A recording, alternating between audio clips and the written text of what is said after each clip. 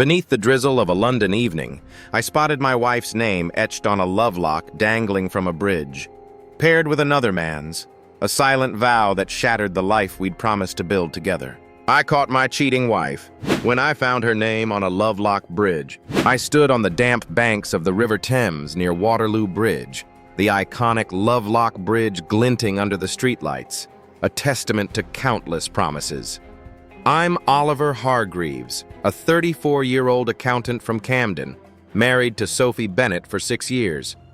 We'd met at a pub quiz in Brixton, bonded over pints and bad puns, and built a life of cozy Sunday roasts and dreams of a cottage in the Cotswolds. But that evening, with rain tapping my umbrella, everything changed. Sophie had been distant lately, blaming her late nights on her job as a florist for a posh Mayfair boutique. I'd noticed her texting more, her laughter echoing from the kitchen when she thought I was asleep. Curious, I'd suggested a romantic walk along the Thames to reconnect. She'd hesitated, then agreed. But when she stepped away to take a call, I wandered to the bridge, scanning the locks out of habit. That's when I saw it. A shiny padlock engraved with Sophie and James Forever 2025, locked tight among the others. My stomach lurched. James wasn't a name I knew, certainly not mine. I waited, heart pounding as Sophie returned, her smile faltering when she saw my face. "What's wrong, Ol?" she asked, her posh accent trembling. I pointed to the lock. "Care to explain this, love?" Her eyes widened, then filled with tears. She confessed it was James Whitlock, a supplier she'd met at work, a charmer with a knack for roses and whispered promises. They'd started meeting secretly, and the lock was his idea, a romantic gesture she couldn't resist. She'd planned to tell me, she swore, but the words never came. The betrayal stung like a cold British winter.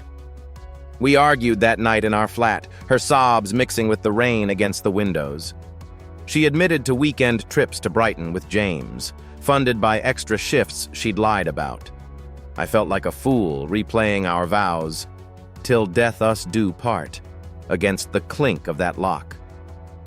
I moved to my mate Tom's spare room in Hackney, needing space to think. Sophie sent texts, flowers, apologies, but I couldn't shake the image of her name with his. Weeks later, I returned to the bridge alone, the lock still there, mocking me. But something shifted.